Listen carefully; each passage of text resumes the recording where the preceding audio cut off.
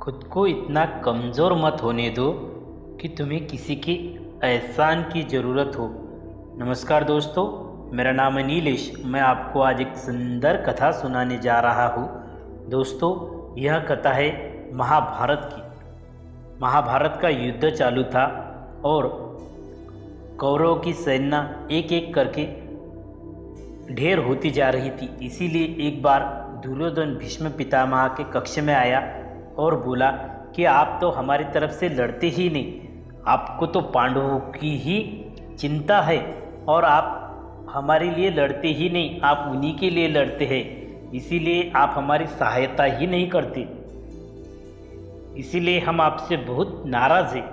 तब भीष्म पितामह कहते हैं कि हे दुर्योधन, कल सुबह होने के पश्चात मैं किसी एक पांडव का वध जरूर करूंगा, मैं तुम्हें वचन देता हूँ। यह बात सुनकर दुर्योधन उनके कक्ष में से बाहर चला आया और उसने कर्ण से कहा कि कल हमारी जीत पक्की है कर्ण, तुम निश्चिंत हो जाओ, क्योंकि भीष्म जी ने प्रतिज्ञा ली है कि कल वो किसी एक पांडव का वध करेंगे।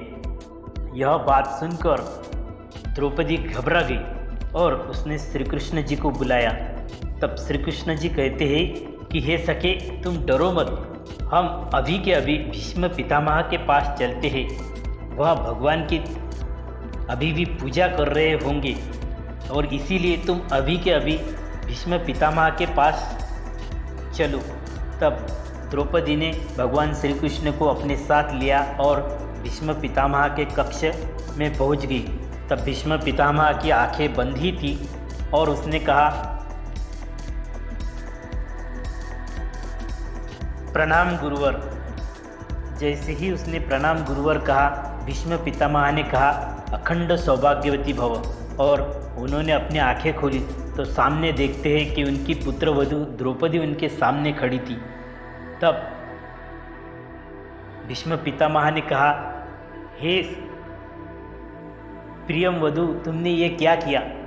मैंने तो कल पांडवों को मारने का प्रण लिया है, अब यह प्रण मेरा कैसे पूरे होगा, क्योंकि तुमने तो मेरे से वचन ले लिया है कि अखंड सौभाग्यवती भव। अब मैं क्या करूं? अब यह दुविधा मैं कैसे दूर करूं? तब वहाँ श्री कृष्ण आते हैं और कहते हैं कि हे भीष्म पितामह, आपको इच्छा मृत्यु का वरदान है, आप कभी भी मर नहीं सकते आपकी इच्छा के बगैर। लेकिन यह जो युद्ध है वह धर्म के लिए चालू है और आपको धर्म की सहायता करनी ही होगी, इसीलिए आप कल पांडवों का वध नहीं करेंगे। तब भीष्म कहते हैं कि एक बार मैंने जो कह दिया वो कह दिया, अब उसे कोई भी वापस नहीं ले सकता।